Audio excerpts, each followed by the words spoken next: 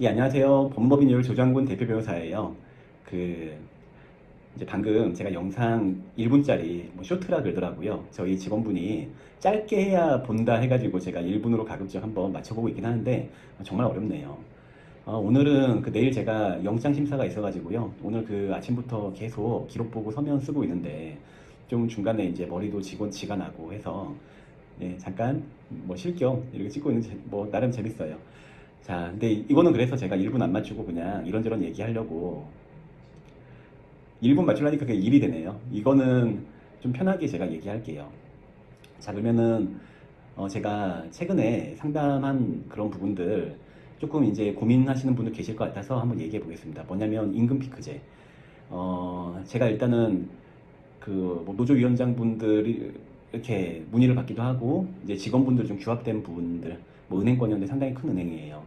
그 어제 이제 내부 나가지고 되게 상담받고 만족하게 가셨는데 지금 그 대법원 최근에 이제 KT 1심 판결 나왔는데요. 이제 아무래도 임금 피크제가 퇴출의 어떤 수단으로 사용되는 그런 상황이 있어요.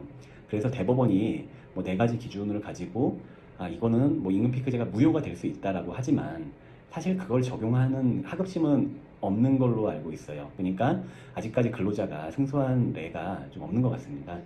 근데 사실은 할 만한 그런 포인트가 있어요.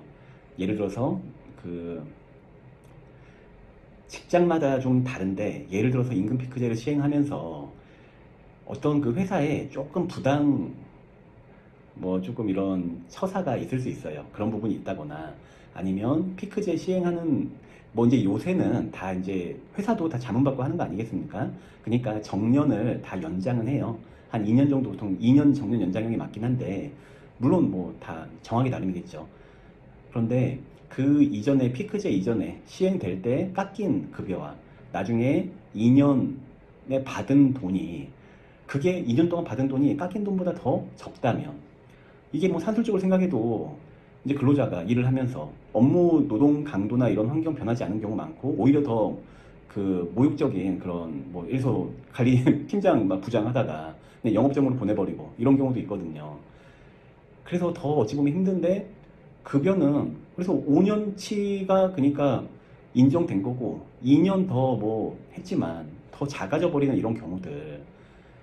그래서 이게 소송을 만약에 제기한다면 그렇게 인정될 만한 사정들이 있는지를 잘 파악하고 그 다음에 또 한 가지 청구 금액도 좀 신중하게 접근해야 될 것 같아요. 보면은 막 그 조금 그 기존의 청구를 생각하시는 분들 하시는 분들이 조금 금액을 과다하게 넣는 것 같아요.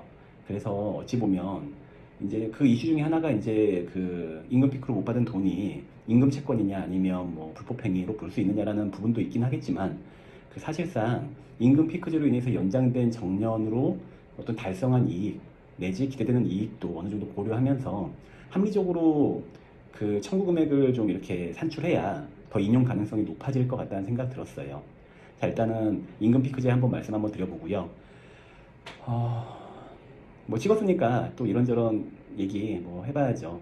자, 그러면 최근에 이제 몸캠 이런 사건들이 좀 있어요. 뭐냐면 그 중국에 한마디로 뭐 그런 보이스피싱 같은 조직이 있는데 거기서 우리 국내인들은 약간 그 심부름을 하는 거죠. 근데 돈을 꽤 많이 받더라고요.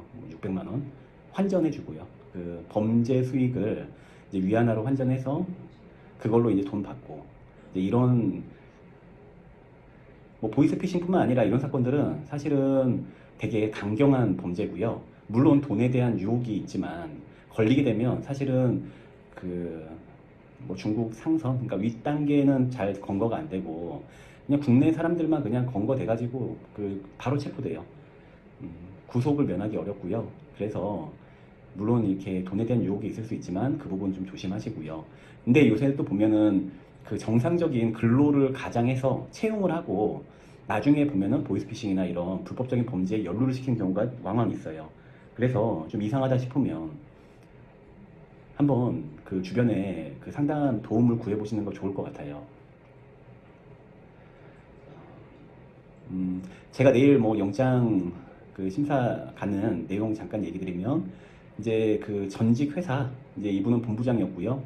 그 전직 회사분하고 이제 조금 구두보고, 대표한테 구두보가 들어간 부분인데 이제 결제가 없었죠. 결제 없이 구두보고로 이루어진 조금은 그 민감한 사안인데, 나중에 동종 영업을 하면서 이제 미움털 박혀가지고 사실은 고소 민형사 당한 경우인데, 그래도 중간에 제가 들어가서 잘 막아서 일단은 긴급체포는 면했는데 이익이 되게 커요. 이득액이. 피해액 이득액이 거의 몇십억 수준이라서 일단은 조금 걱정되긴 하지만 최대한 이분 불구속 상태에서 재판받도록 하고, 집행유예 받아도 되실 것 같은 게, 회사 생활 되게 나름 열심히 하셨어요. 그래서 또 피해자 회사의 어떤 그 보호 가치도 큰 것 같지 않고, 그 대표분이 했던 그런 처사도 이렇게 좀 다 좋아 보이는 건 아니어서 저는 저희 의뢰인이 조금 경미한 처벌을 받았으면 좋겠다. 근데 가장 경미해도 집행유예긴 해요. 되게 어려운 사건이에요.